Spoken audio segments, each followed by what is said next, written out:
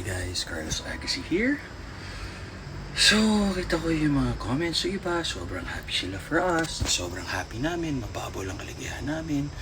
Yung mga nanglalait na yung mga sinasabing pangit ako, bakit ang tanda ko na, para akong lolo ni Carlos Agassi, pangit katawan ko, mukha palaka, ang maliit raw yung junjun ko, malaki daw junjun ko, may putok daw ako, mahirap raw sa daga, yung karong makita ng aeroplano.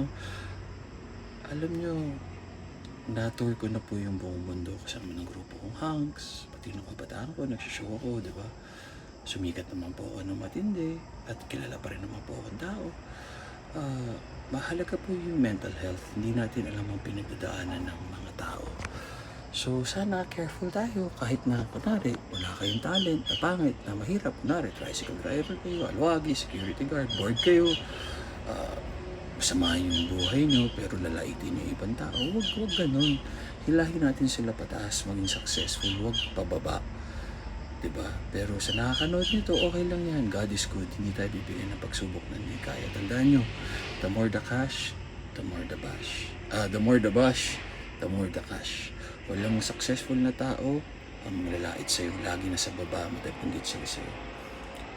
Yung lalaitin nyo kami ng asawa ko, medyo bakit naman yung foul yun, di ba? Cover nyo yung relihiyon nyo, si Jesus, si Mother Mary, or kung ano man yung religion nyo, o wala kayong religion, sabay ganun kayo, sakit nyo magsalita, wag ganun, walang brief, walang pangit shorts, walang garter, naghihirap, nagtitipid lang, di ba? So, kanya-kanyang trip. Sa bahay naman ako, akatas ko lang magsona.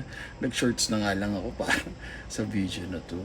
So, nagbibigay ako ng advice, napapatawa ako, kung sa tingin nyo mukha akong tanga, or ano, okay lang, at least sa pagkakitaan namin. Yun talaga, at least, magandang hanap buhay, di kami naluloko ng tao, wala kaming ninanakawan, ginagawa masama, di ba? Pinagkatawanan nyo kami, komedyante lang.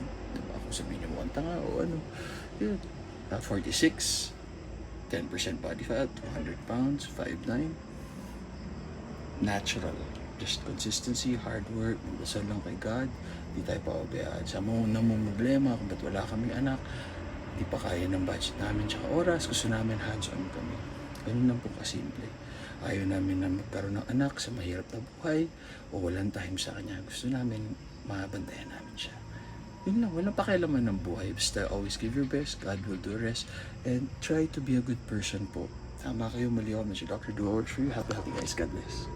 Kung may katanungan kayo, or gusto nyo kami kunin sa show ni Mrs., TV, pelikula, kakanta, video greeting, motorcade, judging, hosting, DMYF sa